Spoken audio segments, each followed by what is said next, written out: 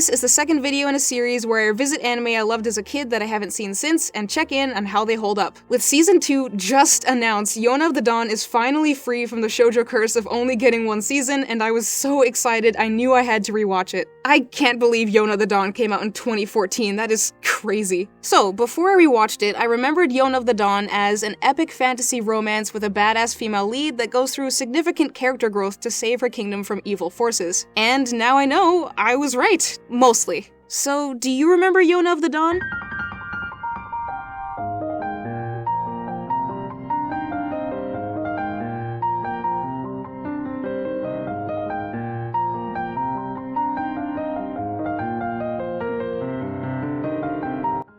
15-year-old Princess Yona is vain and sheltered, frustrated about being seen as a child, which she is, by her crush and also cousin Suan. Her biggest concerns in life are her unruly crimson red hair and whether Suan will ever take her seriously. But Yona's perfect world comes crashing down when it's revealed that Suan is part of a plot to kill her father, the king, and take the throne. I remember the twist with Suan being the one who ends up assassinating her father took me by surprise before, but now it seems obvious, like he is very suspicious and creepy the entire first episode. Anyway, Yona barely escapes alive with the only person left that she trusts, her childhood friend and loyal bodyguard, Hawk. The two of them now fugitives, they travel in search of allies, and along the way, Yona pieces together the remains of an ancient legend that might just be the key to saving the kingdom her father loved. More than anything, the beautiful soundtrack makes this show feel like a fairy tale or an unfolding legend. The instrumental first opening is perfect for setting that tone with an iconic melody that honestly does not need vocals. The pacing is also really good for the majority of the series, like the show does not hold back or waste any of your time in episode 1. Another thing that sets Yona of the Dawn apart from a lot of cheesy fantasy romances is the characters make decisions like actual people would, rather than simply fitting into tropes. Of course, Yona would be totally comatose with shock after having her world shattered, her father murdered right in front of her by the person she trusted most. She spends the days immediately following her father's death either crying or in a lifeless daze, only doing what Hawk tells her to because she's never experienced the outside world. The king is not a one-note character either, despite not getting a lot of screen time. Yona, like many in the kingdom, considers her father a coward, but his true character is revealed by how Hawk sees him. Small actions he takes, like cutting his hand just to stop a sword from being unsheathed in front of his daughter. You can really see how someone could come to respect him and how he could be a decent ruler. Yona's character arc is what I remember being the best thing about this anime. Her grief early on feels really grounded and realistic to me. Even as time passes and we're more than halfway through season 1, just the mention of her father usually means she has to step away from the group for a private moment to cry, still not having fully processed her loss in the middle of all the adventure. Yona spends the first 5 episodes being largely useless due to her frail body and broken heart. She starts to change because of love for the people of the Wind Clan that take her in. Love that turns into anger when the Fire Clan harms them under order from Suan. When her and Hawk are under attack from the Fire Clan's men and Hawk orders her to hide, she can't simply follow along with what he says anymore because of that anger, and her new resolution to not be a bystander in her own life. The Fire Clan leader's son grabs her roughly by her hair, but she takes his sword to cut it and free herself. This moment is so significant because her long red hair is a part of herself that she valued only to appeal to her first love. Suan, who used to be the biggest part of her world, called her hair beautiful like the dawn, and even that basic compliment from him became something she cherished. The spoiled young princess that wanted nothing more than for Suan to see her as a woman would never throw that away, but after her grief and shock has hollowed her out, there are bigger things in Yona's world. She knows what she wants, for Hawk to remain at her side and for the people of her kingdom to be safe, and she's finally starting to understand the gravity of everything happening around her, enough to take rash and desperate action. And for the people who knew Yona as she was, desperate anger in her is, well, unsettling to say the least. Now I have some stuff to say about the rest of the characters in Yona of the Dawn. I am personally a Shin'a truther, but I'll try my best to be objective. Most of the humor in the series comes from the interactions between the Dragon Warrior gang and Yona, but especially Hawk. He made me laugh out loud the most with his couldn't care less attitude. He is obviously in love with Yona and hiding his feelings, kind of, for the sake of duty. His attempts at flirting do come off as a bit creepy, mostly because he makes innuendos that Yona is completely oblivious to, but overall the two of them do have a lot of chemistry. I mean, of course, being childhood friends, but I can see them eventually getting together, and I'd be okay with that. His motivations for doing what he does make sense, and it's really sweet how supportive and caring he is towards Yona. Suwon's motivations besides revenge for his father's death are unclear at first, but once he gets dedicated episodes, he becomes a really intriguing character to me. At first, he seems evil out of nowhere, but it's slowly revealed just how bad of a state the kingdom has been in under the previous king's rule. You start to think, okay, maybe Yona's father wasn't the best king, but did he have to die? And honestly, if we're being historically accurate, yes, it's brutal, but the smoothest way to change how things are done in this setting is just kill the current king and all the dudes who are loyal to the current king. There's still a lot about Suwon that doesn't quite make sense, and I still don't think he's a good guy, but I found him interesting as an antagonist. If you've spent any time on my channel, you know I'm a sucker for the found family trope, and in Yona of the Dawn, it's done really well in my opinion. Each of the 4 dragon warriors, well, okay, 3, but we'll get into that later,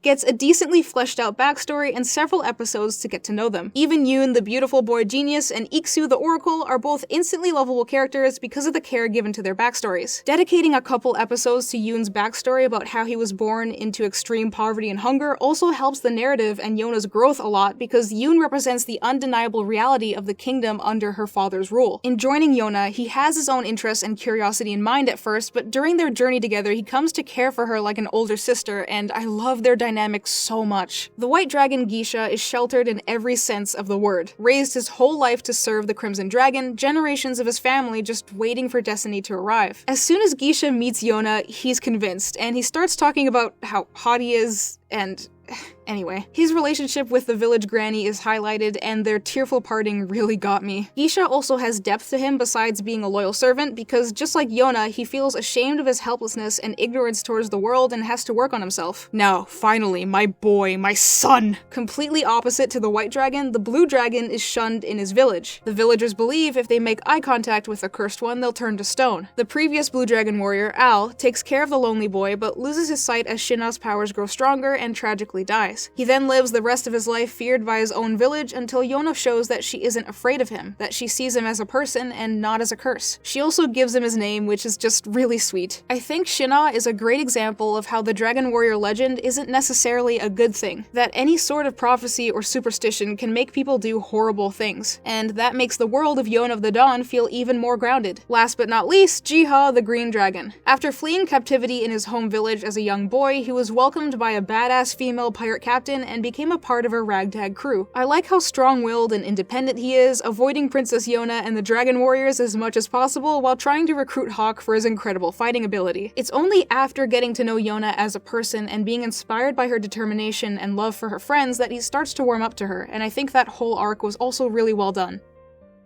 The admiration and fear random characters feel towards Yona doesn't always feel earned. I can't see an entire group of adult soldiers shuddering just because a teenage girl glares at them. I understand that given the legend of the Crimson Dragon, Yona might actually have some Crimson Dragon God powers to make her enemies fear her that even she isn't aware of. But still, it ends up feeling a bit corny at times. And because she's surrounded by men with powerful fighting abilities dedicated to protecting her, most of the fight scenes in the anime lack tension. Hawk, even when poisoned and wounded, is somehow still too much for a trained army to handle when he and Yona are under attack, and that's before the Dragon Warriors join them. The pirate arc near the end of the anime is actually my favorite part of the whole show, because Yona and Yoon are forced to be in a very dangerous situation without the strongest in their group around to help. They both have frail bodies compared to the armed men keeping them captive, and no fighting ability, relying on bluffs and desperate measures to keep each other alive while they wait to be rescued. As soon as the flare to signal where they are is set off and Shina and Jiha find them, that tension disappears. Something that made me roll my eyes a little, I think it's stupid that in episode 23, Yona is more emotionally affected by running into Suwon than she is by having blood on her hands. As in, she killed a man for the first time the night before,